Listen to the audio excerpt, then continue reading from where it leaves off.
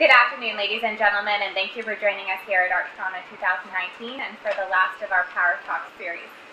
I'd like to begin by acknowledging that the land that we're meeting on is the traditional territory of many nations, including the Mississaugas of the Credit, the Anishinaabe, the Chippewa, the Haudenosaunee, and the Wendat peoples, and is now home to many diverse First Nations, Inuit, and Métis people. We also acknowledge that Toronto is covered by Treaty 13 with the Mississaugas of the Credit, and we're grateful for the opportunity to gather here. I'd now like to introduce Josh Neuman from the Power Plant.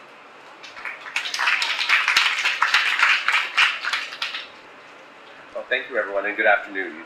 I'm Josh Neuman. I'm the Curator of Education and Public Programs at the Power Plant Contemporary Art Gallery.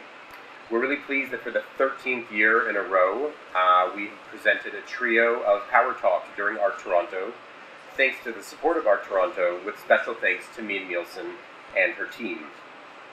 The Power Plant is located at Harbourfront Centre, just a few blocks south of here, and we're presenting exhibitions throughout the year by Canadian and international artists, predominantly emerging and mid-career artists who have not yet had the opportunity to have a solo exhibition in Toronto or Canada. Our fall 2019 exhibitions are currently on view through early January 2020, and they feature Canadian artist Arjuna Neuman, Belgian artist Vincent Mizan, Bangladeshi British artist Naeem Mohamed, and a new commission by American artist Rishi Johnson. The Power Plant also has a booth here at Art Toronto, and we're featuring a limited edition tote bag designed by Rishi Johnson and publications related to recent exhibitions.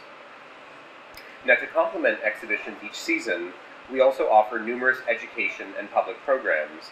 So, in addition to Power Talks, we hope you'll also check out our website at thepowerplant.org. Today, we're presenting the last of 3 Power Talks this year, each corresponding to Art Toronto's Focus Portugal. Our speaker today, Denise Ferreira da Silva, is a professor and director of the Social Justice Institute-GRSJ at the University of British Columbia.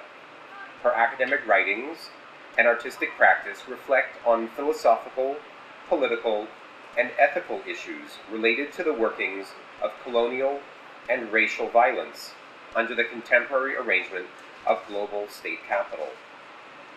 Works, in addition to those cited above, include the film Four Waters Deep Implicancy of 2018 with Arjuna Neuman, and the exhibition Sensing Salon 2018, which included the relational art practice Poethical Readings of 2016. For her talk entitled Through the Questioning of Justice, please welcome Denise Ferreira da Silva.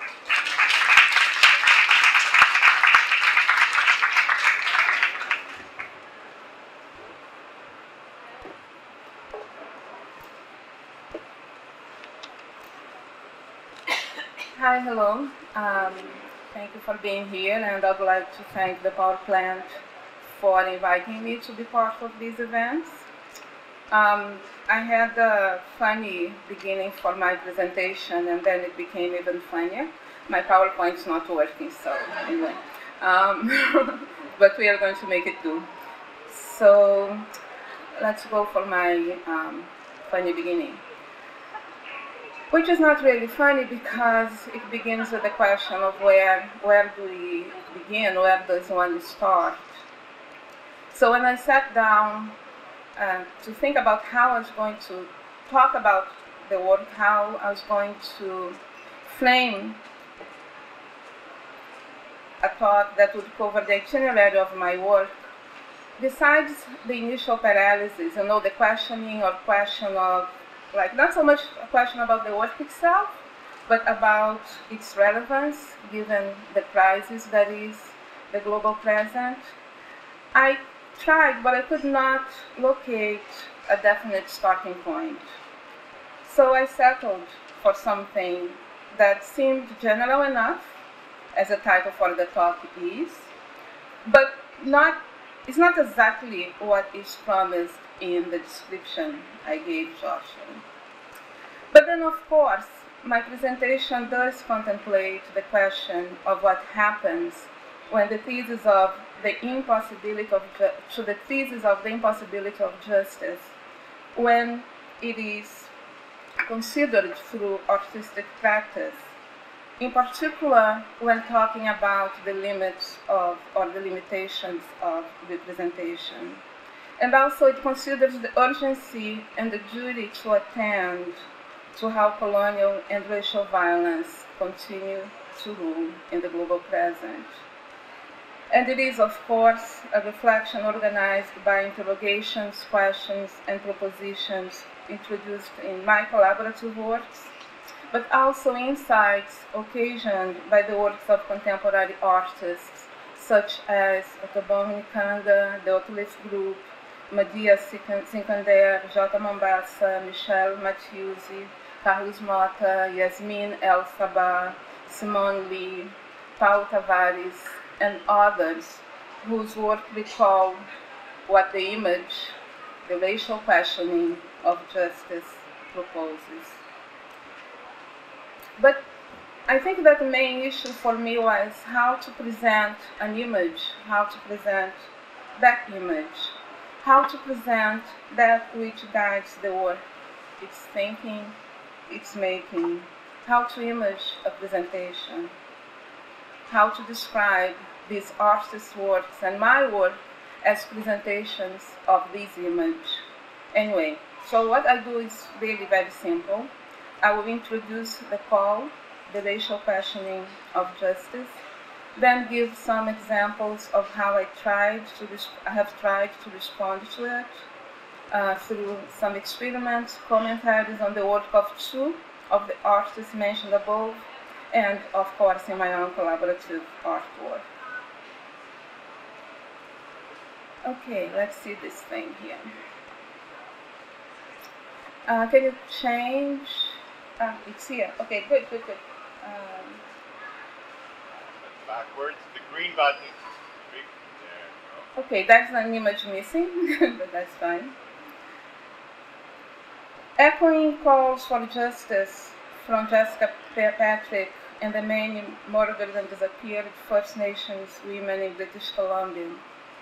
For these residents of Rio de Janeiro favelas, mostly black and brown communities, terrorized, wounded, and killed by the law enforcement agents who should protect them. Protesters in the streets of Chicago in 1919, as in 2018, ask, who do you protect? Why does this question continue to return? Because it is ignored? Because when colonial and racial violence are attended to, taken into account in the description of the scene of killing, the where and when it happens, it removes justice from where it's been located in the past 200 years or so. When the call for justice echoes its failures, the failure of its program, it halts the usual formulations of the political question, because it extracts from it the principles and infrastructure that have sustained the reign of the transparent subject, its qualities since its initial articulation.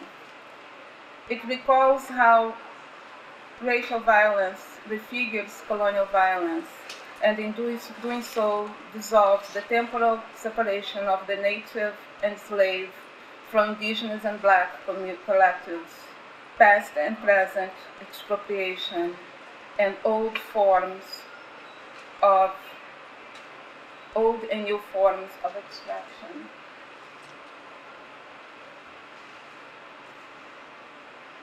When the racial question is raised to justice, it is nothing short of a questioning of the demands for redress articulated from the confines of the existing liberal ethico-political text. Registering the failure of its programs, inclusion and recognition, the fallacy that is its principles, liberty, equality, or equity, it requires the dissolution of the epistemological infrastructure of justice, because it calls for an end of the world as we know it. The racial question renders decolonization the only proper name for justice.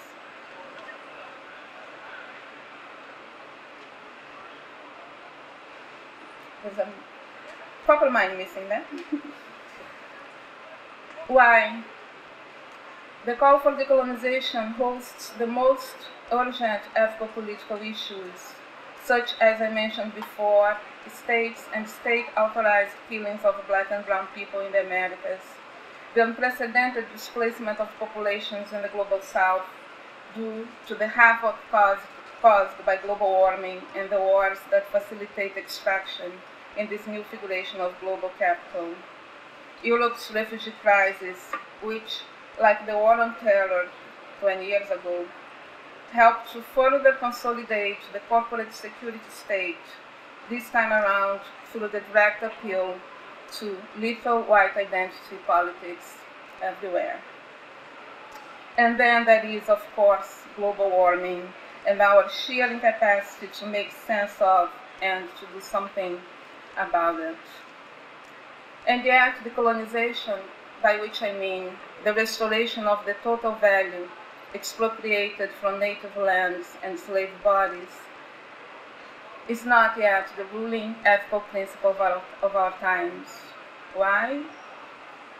Is the demand so absurd, unreasonable, illogical that it cannot even be taken as a serious political problem? Yes, of course, it's nonsense. Its intelligibility requires nothing less than another image of the world, another basis for sensing and thinking. So towards an image of the world that might comprehend the racial call for justice, that is, an image of everything which allows for descriptors that presume that every past, current, and yet to come event and existence consists in a singular, spatial-temporal and virtual expression of a body, a corpus without limits, infinitely. So much of what I have done in the past decade can be described as explorations and experiments designed to approach corpus infinitum, not as a destination, but as the unknowable and inarticulable, and yet the already there of existence, or the image of the world that renders decolonization, or the dissolution of the program, principles, and infrastructure of justice, the racial questioning oblige. In these exercises, I experiment with a kind of radical praxis, as a knowing and doing, that I term Black feminist poetics. They read the world as we know it towards its end, and image existence as it becomes possible when the imagination, released from the grips of the subject's understanding and its ordered world, when the imagination approaches the things deeply implicated world of infinite indeterminacy, that is, as corpus infinitum. So I'm going to share with you some of the examples, and here is where the PowerPoint really is failing me, but let's see.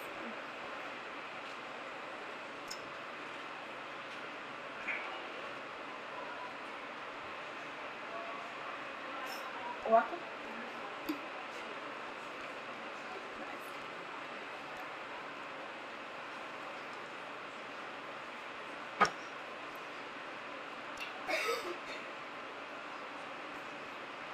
My first question in the undoing exercise performed by the Black feminist poetics is, what might one find if the sexual female body is deployed to guide the reading of the tripod, colonialism, capitalism, and patriarchy, that upon which global ethical juridical structures, such as the human rights framework, do their work?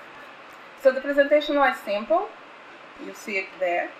It's not really an equation, so it's just an image with two parts, two sides, each on the other side of the equal sign, terms that I could move from one side to the other, and descriptors of their relationships, the minus sign and the plus sign. So the first aspect of this equation, of course, is the fact that the accounts of racial violence, it expresses, presume, the male body. So even though it's not written there, the racial body and the Black body are already assumed as masculine, cis male.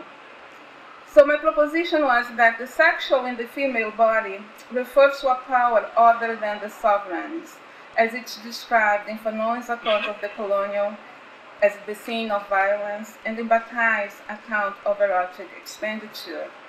A power that is beyond and before the reproductive capabilities of the female, male, native slave body, which are always already defined in a given economic, symbolic, productive regime as object, other, or commodity. So inspired by Hortense Spiller's Female Flesh Ungendered, I assembled the juridical economic figure of the sexual in the female native slave body to tap on the radical potential she affords, namely her sexual body, which insists on signifying otherwise, the otherwise of excess, of violence twice a referent of all the possibilities offered in the non-value of the thing or matter.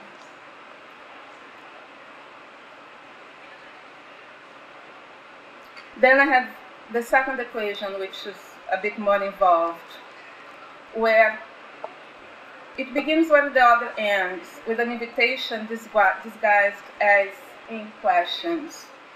What if blackness referred to the rare and obsolete definitions of matter, respectively, I quote, substance of which something consists, and, I quote again, substance without form, that is, what I call the thing. How would these affect the question of value, both in its ethical and economic scene? Would these expose how the object of exchange, appreciation, and knowledge, that is, the economic, artistic, and scientific thing, expose how it cannot be imagined without presupposing an ethical self-determining thing, the Kantian subject, which is the very condition of existence and the determination of value in general? So the equation describes blackness' capacity to unravel modern thought, to displace the Kantian subject, without reproducing the violence housed in knowledge and in the themes of value. So I'm sharing with you the steps in the proof of the equation. Now, as I set it up, it is designed to sidestep the hegemony of the subject and to make it possible to expose the disruptive creative capacity that blackness hosts. So the core of the exercise is to provide, the point of the exercise, I should say, is to provide an account of confrontation that figures nullification instead of contradiction. So I'm proposing that life there, in one, is as the form of value, and the positive position vis-a-vis, which is the positive position which is represented as one. And then there is the negative position in regards to value, which is -1. So blackness, referent of lives that do not matter, do not have value. Then in 3 there, where is 3? Over there. Then it is -1, occupying the negative position vis-a-vis life. So, and then from there, all I do is really to use the form of the equation to formalize the relationship between life, 1, and blackness, -1. So that is in A, 1 life plus -1, blackness equals, 0.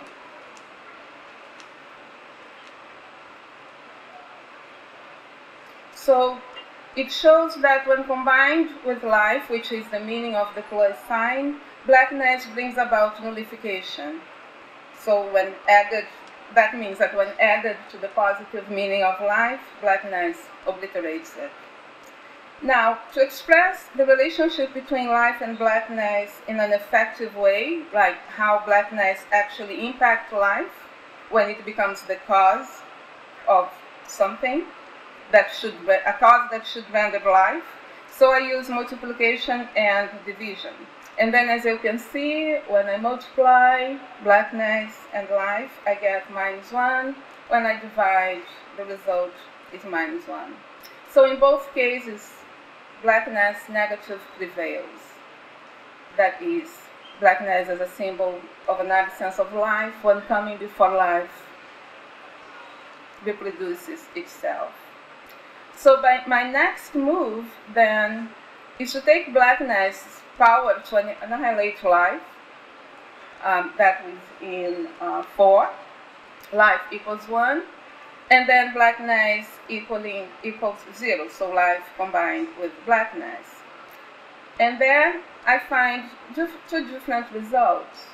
In D, I find that when life is multiplied by blackness, again we get -1. But then if blackness stands as 0 already before life, already combined with life, then the result is 0. So of course the movement is totally violent. But in a way, it follows but does not necessarily completely reproduce the dialectics. Because in D, the negative blackness engulfs value, and in C, it destroys it. That is, blackness, it doesn't stand before life, or at least it doesn't let life stand on itself. It disappears with the form of life. But in doing so, it releases matter as 0, or the cipher. So, taking this a step further, I propose that it might be possible to move away from the dialectics, even more away, and its deployment of effectivity, which, as we know, cannot but reproduce violence, by dividing life by blackness. So, what that result gives me is that instead of sublation, as we see in D, or obliteration, as we see in E, this procedure has no result because it is impossible to divide something by 0. So I chose infinity minus infinity, or infinity divided by infinity, to picture this result, because infinity divided by infinity or minus infinity is a reference, is a symbol for the undeterminable, for that which has no form. It is infinity minus itself or divided by itself. It opens up to the possibility of thinking without form. And with that, I approach corpus infinitum as, this undoing exercise, approaches corpus infinitum.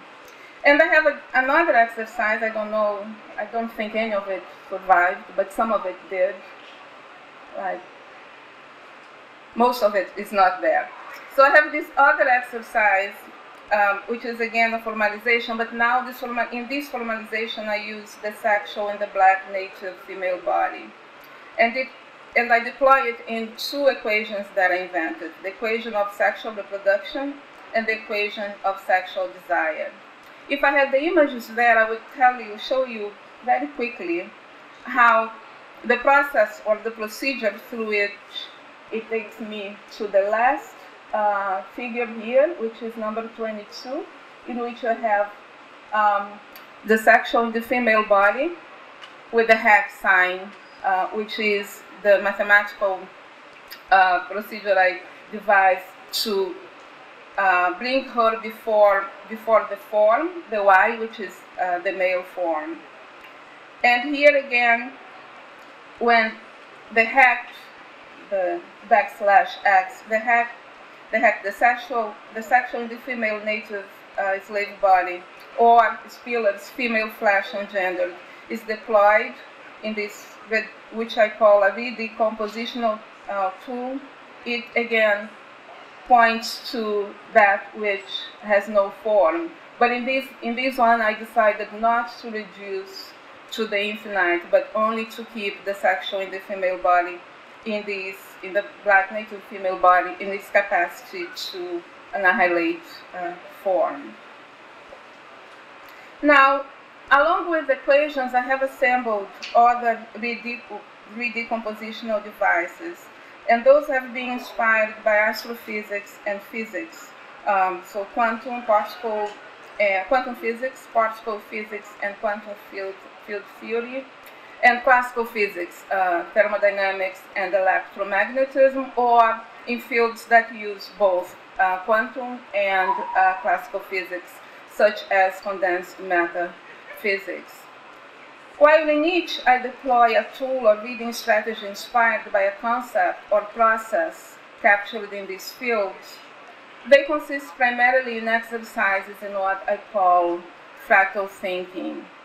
Thinking oriented by the thing, that is, thinking that attends to the quantic and cosmic to recompose that which presumes the historic and the organic as the primary onto epistemological moments. And then if I had another 2 hours, I would go over, how the historic and the organic do what I'm saying they do, but we can always talk about it later.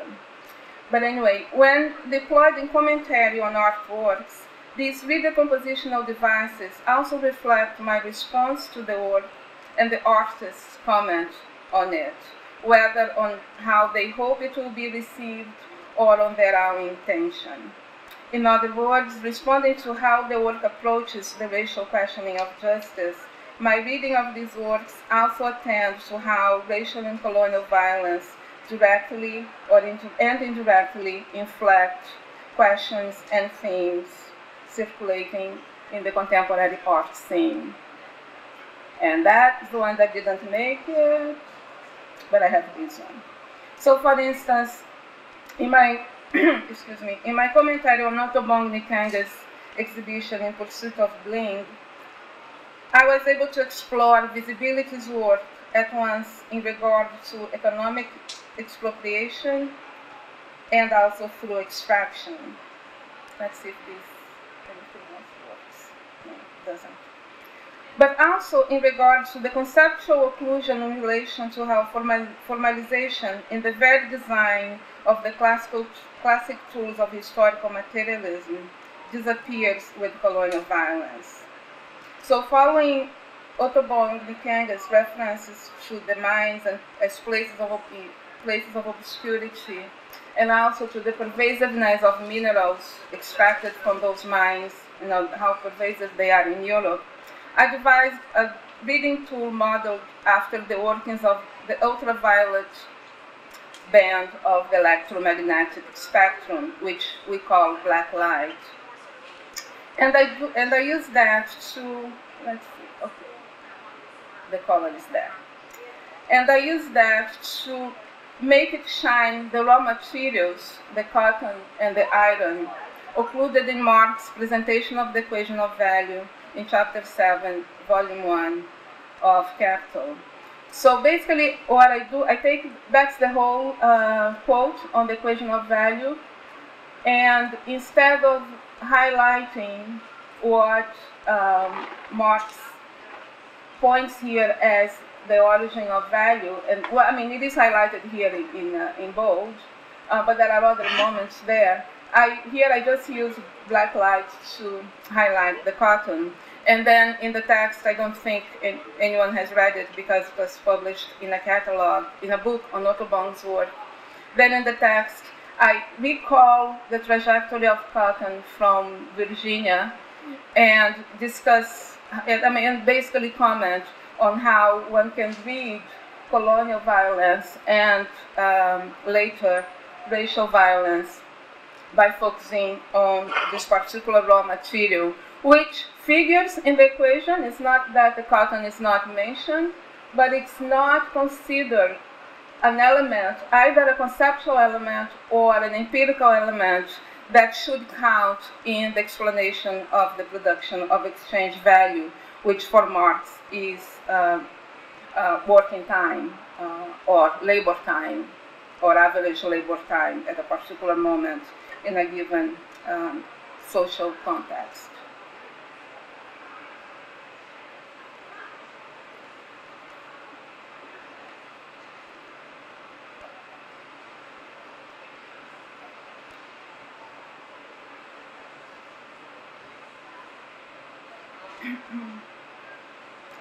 So that quote, I just highlight the ways in which, again, the slave is included in the text that accounts for, in this case, it is a description of the proper worker, but yet at the same time it is included to be disavowed as a proper producer of value in capitalist production. So basically what Blacklight does as a reading device is to make shine the methods, the materia prima or raw material that may enter in the assemblage of the concept or theory, but it's not considered proper empirical data. That is, it's not part of the explanation that is meant to be devolved.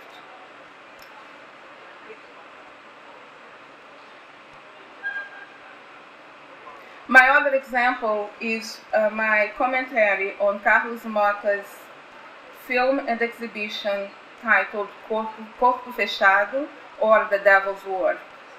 And in this work, which is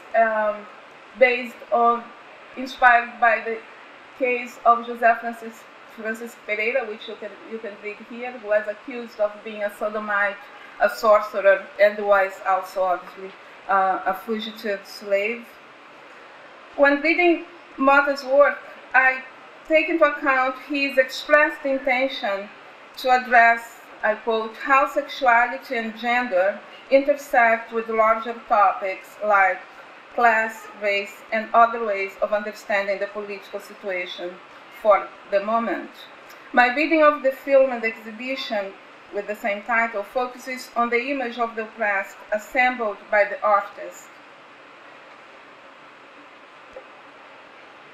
And by describing the fragments, the voicings of the oppressed as they appear in the film through Francisco Pereira, in that description I use the phonon as a way of describing what is spoken, what is released, but without assuming that it is a transparent and immediate expression of a given subject. So the phonons are the quasi-particles of matter, and they're used for measuring sound and heat transfer in solids.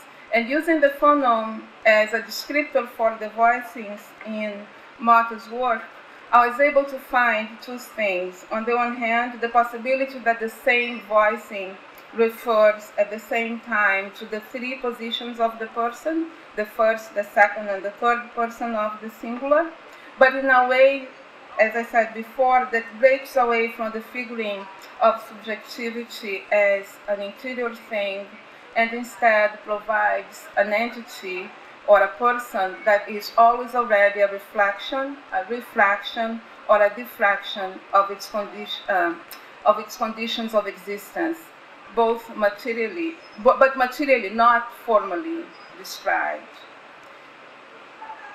So the relevant questions here are not only those related to the artist's intention, but also to the complications that emerge when the art world turns its attention to the oppressed, indigenous, racial, gendered, sexual, etc. These are not only the complications related to representation as speaking, voicing, for, as, with, or with visibility. And in addition to the market-related questions and contradictions, what I find, which are voiced very often, there are the more insidious ones related to the unspoken assumptions regarding what consists of art properly and what cannot but remain a specimen of a given non-white, non-European, non-modern culture or particular social historical trajectory. That which one's work is supposedly representing authentically or not. Some more images of Carlos' exhibition. How much time do I have? 25 minutes. 25 minutes. 25? It only says it. More água.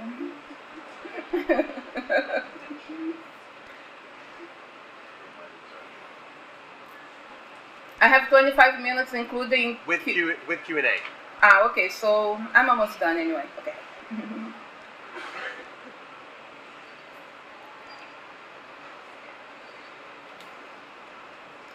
So let me close with a brief commentary on the films with Arjuna Neuman and my collaborative practice with Valentina Desideri.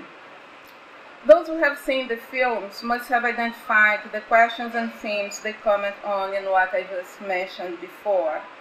But so here I'm going to focus on Four Waters and then the Sensing Salon, both of which are actually now in the exhibition Cosmopolis 2, Rethinking the Human, at the Pompidou in Paris. And both, of course, are in their own way propositions for rethinking the human in response to the question at the end of my first film with Arjuna, Serpent Rain, which is what become of value if the human is described through the elements. Four Waters, deep implicancy, figuring corpus infinitum through a presentation of the question about what would have become, no, it's there.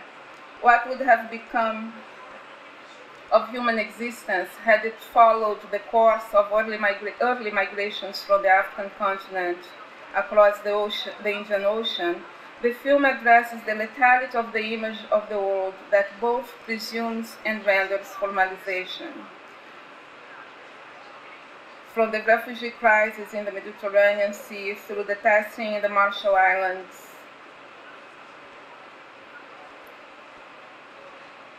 and the ongoing undermining of a Haitian revolution, it closes in Australia with an arrival that might have already taken place. Doesn't show yet. It's too dark. An arrival that might have already taken or is yet to take place. Throughout its duration, it is composed of images of water in different phases, solid, liquid, gases, and plasma, through which it figures transformation without time. The film can be described as a critique of abstraction that targets the infrastructure, the ontological pillars of modern thinking, and of the figuring of the human these produce and sustain. It is also at the same time a meditation on transformation, which images every existence and event in the world as corpus infinitum. The Sensing Salon. So from the Sensing Salon, I'm just going to highlight in the study group on entangled socialities. Fostering praxis that figure the human as always already elemental and as such just a singular redecomposition of the corpus infinitum. In the Sensing Salon, and in particular in the study group experiments, we create spaces for collaborative thinking and sensing, mediated by poetical reading tools that do not necessarily presume or reposition the human at the center. And we do so using tools such as tarot, astrology, Reiki, poetry, and plants. The shape of the map that you see there is the same as the exhibition space at the Pompidou right now. And in there, each reading tool, you can see the Celtic cross there, you can see the plants, but we also have the Reiki and the poems in there. So each one is plotted on top of the other, but they are also positioned according to the position of different works. So that means that the works in the same spot as, I don't know, strength up there, I can't remember which work's there, but the work that it is there, it also becomes part of the reading. It also becomes, the work itself becomes a reading tool, and the exhibition actually becomes both that which is read for and a tool for reading itself. But of course, only when, along with the other images generated by our readings, other questions come. Others try, to answer the same question: what is this exhibition about? What appears in this map in the installation is indeterminate. Like any other poetical reading, including the equations above, including the equations that I mentioned above. For we know that some other correspondences or questions or themes will come up when Valentina and I activate it in December, when those present at the activation read the map with us, and by the Cosmopolis 2 exhibition itself, as it is positioned in the previous and future exhibitions at the Pompidou, and other attempts to present the task of rethinking the human and existence in the world without the human's dominance. Let me conclude with a return to the racial question and its demands. The racial questioning of justice stands and awaits beyond the modern political text and its ethical program. For now, then, we might do with articulating the complications, contradictions, and complexities of an existence facilitated by extraction and expropriation.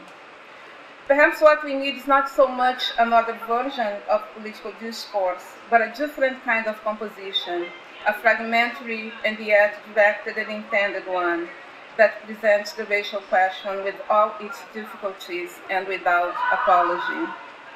Yes, such presentation will most probably fail the criteria for modern political discourse. Ethically and aesthetically, however, such composition might just get us a bit closer to the goal, for only such a composition might accommodate the ethical mandate to call into question our own existence.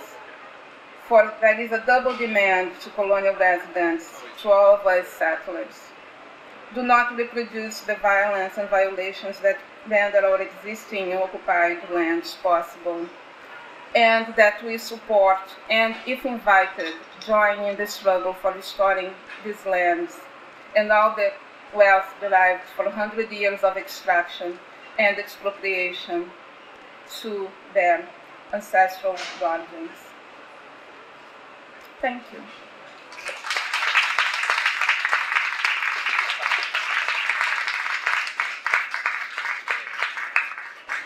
Wonderful. Well, thank you so much to Denise Ferreira da Silva for that wonderful talk. I do have a microphone. If anyone has questions, please just put up your hand. That's a lot to absorb. Thank you for the lovely talk. I was intrigued by two particular ideas. And one is going back to Marx, which I think is really, really important, even though many of us do not go back to Marx today.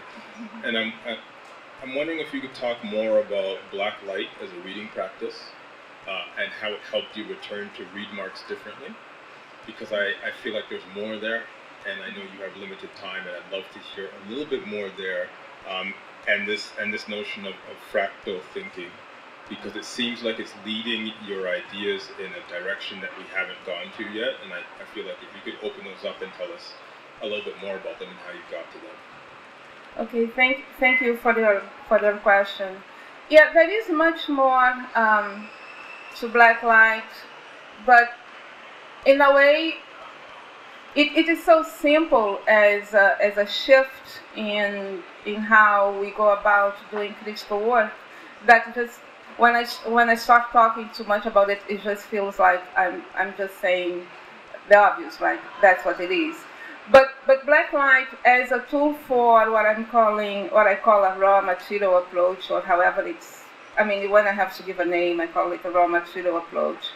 It is designed primarily as something that would replace the critical tools that we usually deploy in analysis of economic, ethical, political issues, and it replaces and displaces them. Because, as I was trying to show in this slide, and it didn't quite work, is that it does not inhabit, in a way, it does not follow the same logic of the presentation of the same logic, the logic that is followed in the assembling of a concept. It does not challenge what the concept does. I'm not saying that capital is not an adequate description of capitalism in the 19th century. I'm not even challenging the fact that wage labor and working time might have been the only possible and adequate construct for describing for showing how the extraction of surplus value leads to the accumulation of capital. So all that I do instead of challenging, questioning one of Marx's presentation of the equation, instead of challenging it, it goes through in what is said, not even in how it's said, in what is said, in what is already presented, to show that it's not a matter of, oh, Marx, because, unlike maybe your generation, my generation cannot let go of Marxism. It's like, it's the thing that we hold on to so as to be able to keep talking with some people with whom we would not otherwise talk. So, so it's not a question as the debates usually go, oh, Marx did pay attention to slavery, or Marx did not pay attention to slavery, or a question of, yes, the colonial expropriation was just it's part of capital, but only as primitive accumulation, but not in the proper accumulation of capital. So what it does in the piece itself, and as I think about historical materialism in general, what black light allows me to do is to then, in a way, displace the attention from the equation of value onto social conditions of existence. And when I do so and follow Marx's every reference to the slave and slavery that you find in the 3 volumes of Capital, and there are lots of them. So what you find is that there is the point of the distinction between work time that counts in accumulation and work time that does not count is the relationship, is the form of the relationship between the worker and the owner of the means of production. In slavery, the form, as we know, is title. And in capitalism proper, according to Marx, the form is contract. So it's not only that that's the only distinction between the two kinds, but it also reveals once more how much historical materialism is dependent on, or how much it's framed with the very principles said to characterize post-Enlightenment Europe: liberty through the form of contract, and equality, though equality is not as highlighted as liberty. So black light allows me to talk about several things that I would not otherwise talk about, because, as you know, a well-trained Marxist, I'll just be looking at the equation of value and trying to figure out how do I put the slaves in there while all along cotton is there, or how do I put Native Americans in there, or Native Brazilians. Yeah. So, and then you had another question that fractal thinking. Okay, that's another long answer, but, excuse me, but as it is, I mean, fractal thinking is an invitation to stay with complexity, right? To, again, not follow the usual rules of modern thinking and presentation and knowing, which is basically, it's kind of like extraction. You find something in whatever context you're looking at, and you try to identify the core, the form, or the power that makes things operate, and then you try to emulate it, or you expose it. That's how, you know, the extraction, what I call noxious extraction, does its work. But with fractal thinking, I'm thinking more in compositional terms. So if you begin with the quantic, with those elementary particles, and already assume, because, you know, as for the prevailing description of the universe says that every small particle is just recycled particles that came about at the very beginning of the universe, 13.8 billion years ago, then when you begin with the quantic, you already connect the cosmic. And then if you think that, for instance, the banana that you eat or don't eat every day has potassium, which is really good for you, but then at the same time, potassium that came about in the explosion of supernovas 13 billion years ago, your body is already connected to that. So the organic becomes not only about the parts and functions of your body, but in the very composition of your body, you encounter not only something that came about at the beginnings of the universe, but something that has been part of other singular compositions, and that will continue to be part of other compositions, and so on, right? It's just a way of bringing at least 4 moments in the thinking of anything, and already imagining the world without the separation between the human and everything else, which I think is what accounts for, the situation. Great. Well, I think on that note, I will extend a sincere thanks from the power plant to Denise Ferreira da Silva, to all of you for coming today for this power talk, the last of our 3 for this year at our Toronto. If you have not already been to the power plant, I encourage you to head in that direction. It's about a 10-minute walk south. Our exhibitions remain on view through early January. Thank you once again for coming today.